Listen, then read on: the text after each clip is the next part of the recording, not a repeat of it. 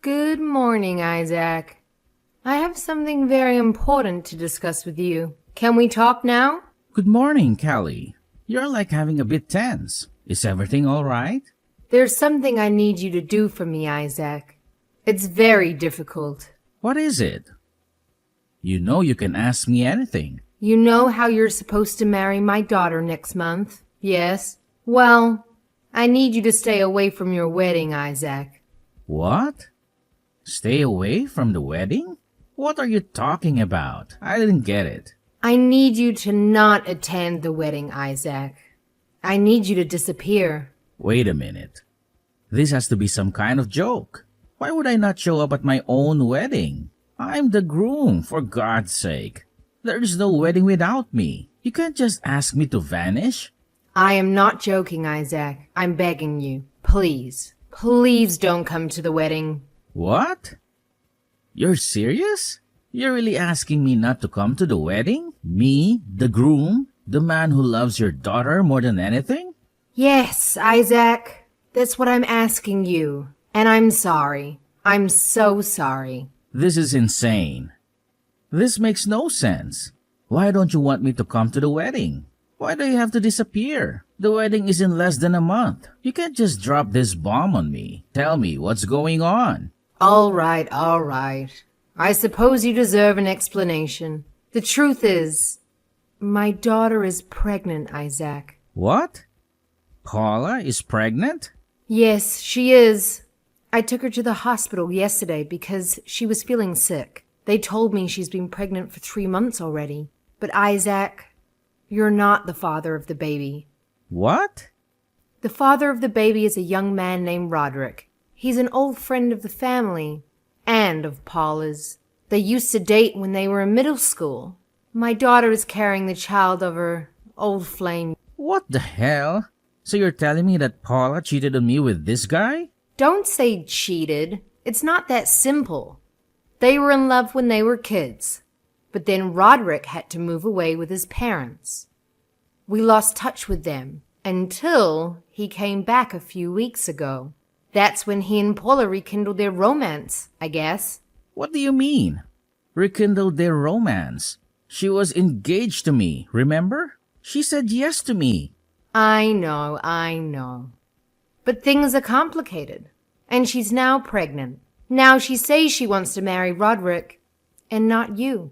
He's her first love, Isaac, and her first boyfriend, and the father of the baby. She loves him very much, and I want her to be happy. He's the father of my first grandchild, too. I want him to be a part of our family. Don't you think it's beautiful, Isaac? To marry your first love? Are you kidding me? This is a nightmare, not a fairy tale. So you're saying that Paula is pregnant with another man's baby, and she's going to dump me and marry him instead? No, that's not what I'm saying. She's still going to marry you, Isaac. What? She's going to marry you. On paper, at least. She's not really going to cancel the wedding with you. She's going to be your wife. Legally. What? Why would she do that? Well, you see, Roderick is not in the best situation right now.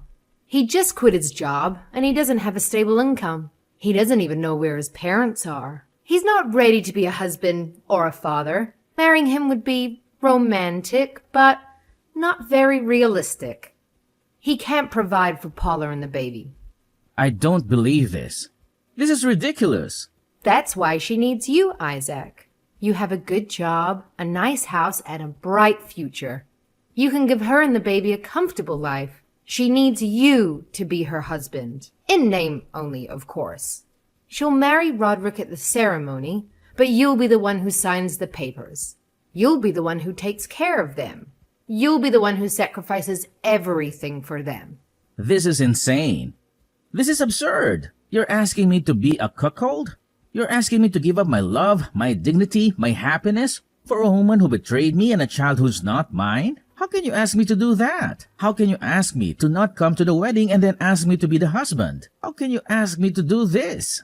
Oh, by the way, Paula has decided to raise her child with Roderick after the baby is born. So she wants to live with him in your new house. What? You mean the new house that I bought for me and Paula to move in next month? He's going to live in my house? Yes, that house. She wants to make it her home with her new little family. Just the three of them. That's why you have to keep living in your old apartment, or find a new one if you prefer. Hold on a second. This is too much. You're not only taking away my wedding, but also my new house? I paid for both of them, you know. I even got a loan for the house. Don't be so selfish. It's only money. You have a good job and a high salary, right? Think of it as your wedding gift to my daughter. What? My wedding gift? Yes, your wedding gift. And your baby shower gift, too. That's all I wanted to tell you. Give up your wedding day, the new house to my daughter, her baby and her true love, all right? I'll let you be Paula's husband on paper. Wait a minute. Do you hear yourself? You sound like a mad woman. You sound like a villain from a horror movie. Of course I hear myself. What's so hard to understand about what I said? You're still going to be Paula's husband on paper, which means you have to pay for her expenses and the baby's needs. You're going to be the breadwinner of our family. So do your duty as a good husband, all right? Oh my God. Are you serious? Are you sane? I'm starting to worry about your mental health. You're really 100% serious. Was what I said so shocking?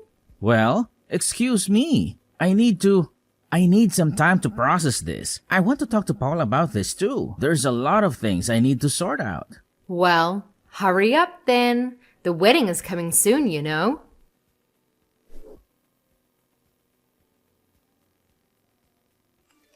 Paula, your mother told me everything.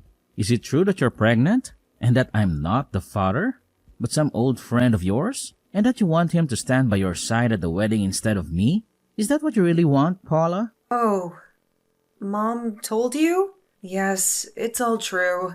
I'm going to meet Roderick later to plan the wedding. You don't have to bother anymore, Isaac. I can't wait to see how Roderick will look in his suit. Paula, are you out of your mind?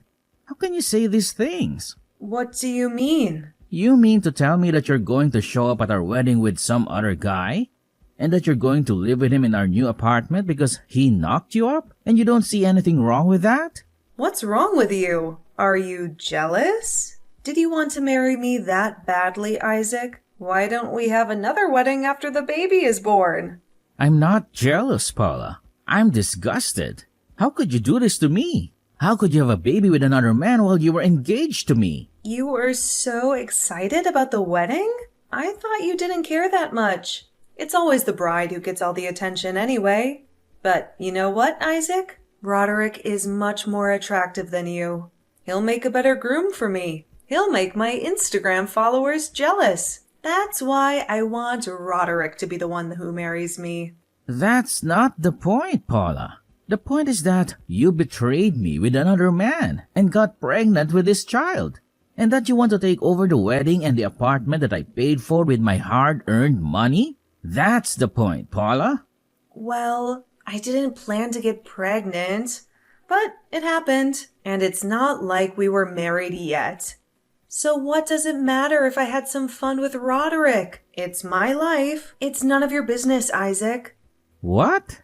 You're still going to be my husband, Isaac. Once we sign the papers, you'll be my legal spouse. So don't worry, okay? And as for me living in the new apartment with Roderick, it's for the sake of the baby. The baby that's coming. The baby deserves to be with his or her real father. Don't you agree? You can just help out as the second father. You know? What's the big deal? What do you mean, what's the big deal? How can you... Oh, and there's something else I need to tell you. Dad wants you to work harder for him once we get married. What? You already help out with the family business whenever you have some free time. Right, Isaac? Well, once you marry me, you'll be part of the family for real. And that means you'll have more responsibility in the family business. Dad said he's going to give you more work.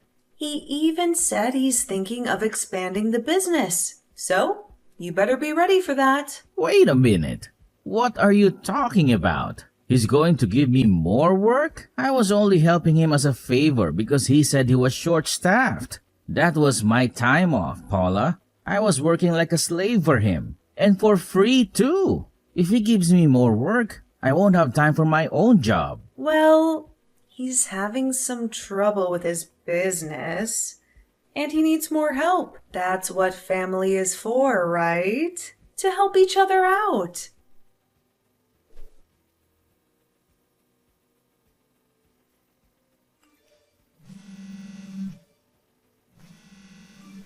Hey, answer the phone. What is the meaning of this? Good morning.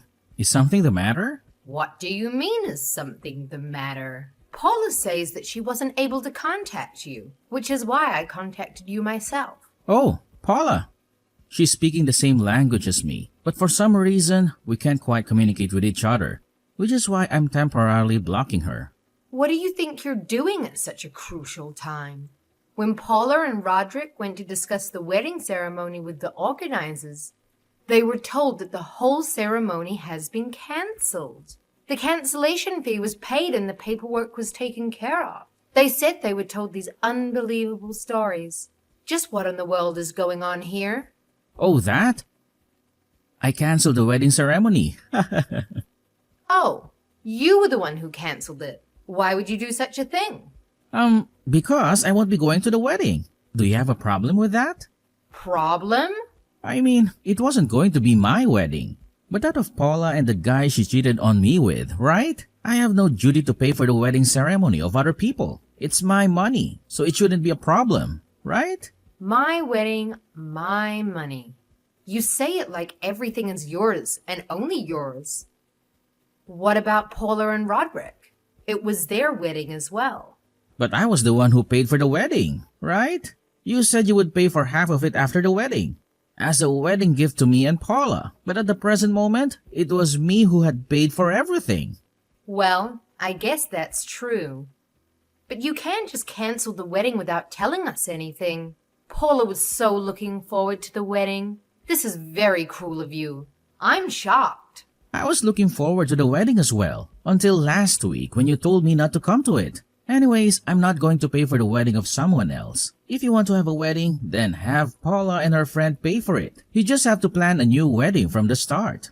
But this wedding was in the making for a long time. It's such a waste. Do you realize what you've done? By the way, is the wedding ceremony the only thing you want to talk to me about? Is there anything else you need to say? Huh?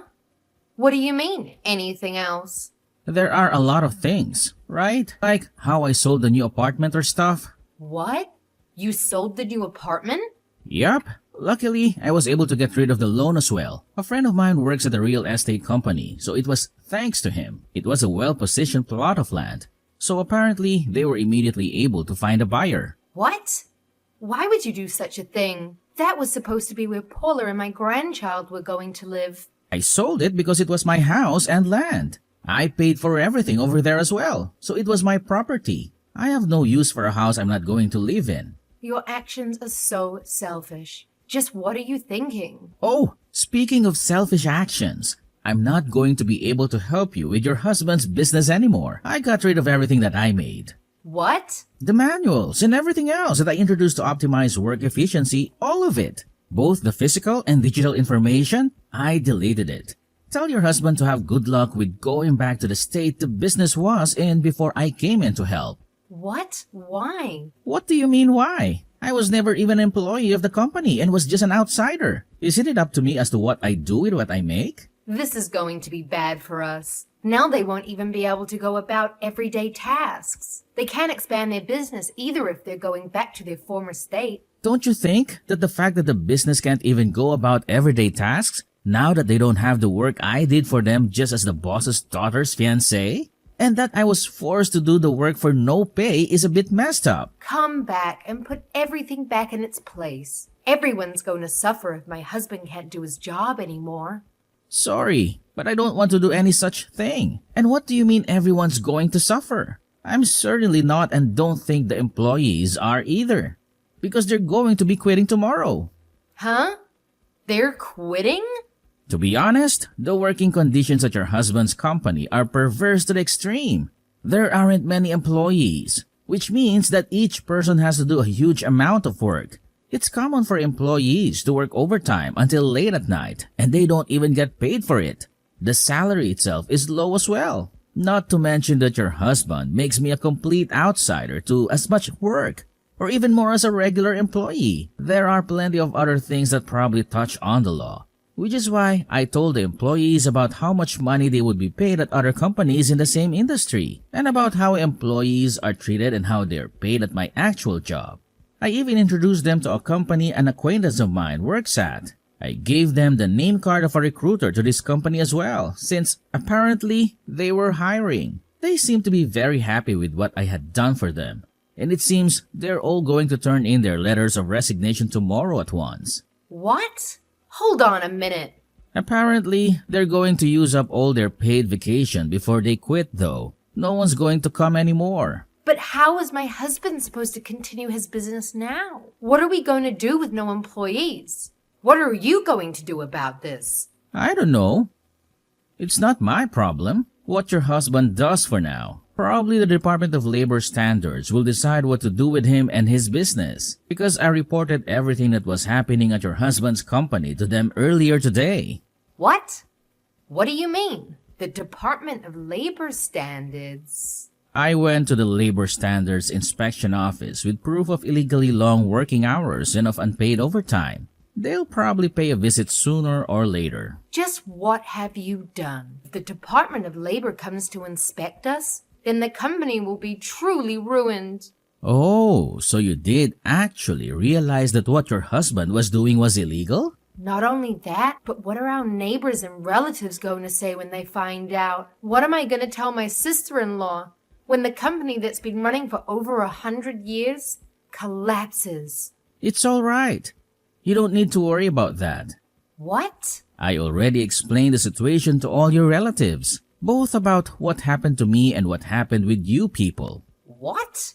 That's none of your business. The wedding was cancelled, so I explained the whole situation to them in detail and also apologized for canceling the wedding so abruptly. I gave them printed out copies of you and Paula's conversations with me on text. They were actually quite sympathetic to what I had to say, but they accepted that the wedding had to be cancelled once I explained everything to them. They told me and Paula getting married was out of the question. Thank God the whole family isn't insane. Oh, wait.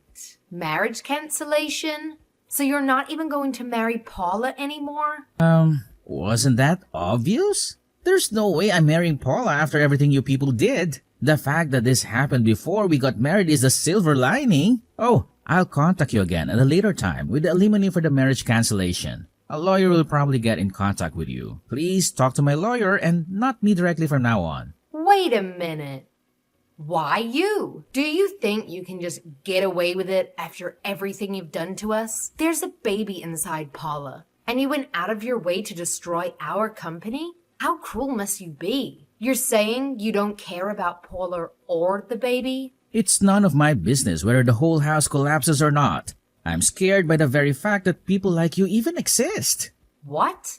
Both of you and Paula, who gets pregnant with another man even though she's getting married. And after that, says she's going to appear at our wedding ceremony with the other guy and live at the apartment that was supposed to be ours with him. And you, the parents who supported all of this madness and who treated me like some sort of slave. All of you should go to hell.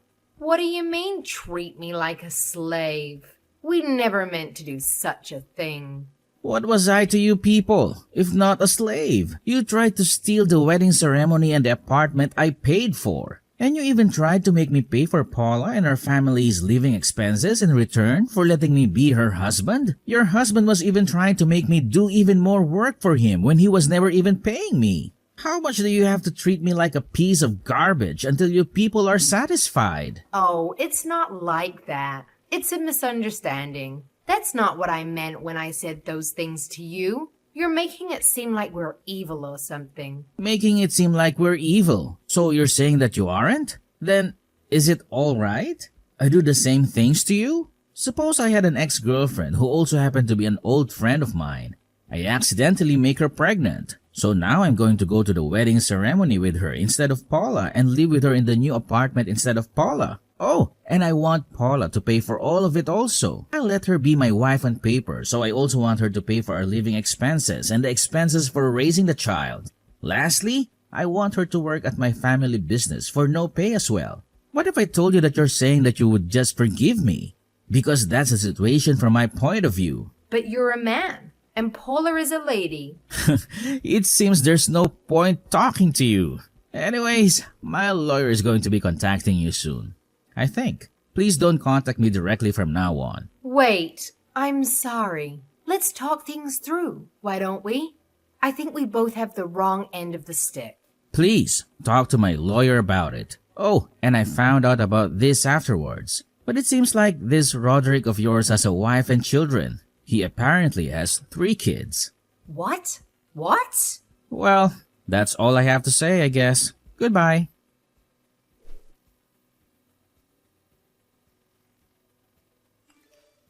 After that, I cut off all contact with Paula and her family. I let the lawyer that my manager recommended handle everything. He told me that when he met with them a few days later, Paula and her mom tried to justify their actions by saying that I was supposed to be Paula's husband, so they had the right to depend on me. Paula's dad spouted some nonsense like he had reported me to the Department of Labor, so we were even. I didn't know whether to laugh or cry. Roderick, meanwhile, kept begging his real wife for forgiveness after she found out everything. He got an earful from my parents too. I told the lawyer to be as harsh as possible with them, and in the end, Paula had to pay me $10,000 in alimony, which covered the wedding cancellation fee, while Roderick had to pay alimony to both me and his wife, who divorced him as soon as she could.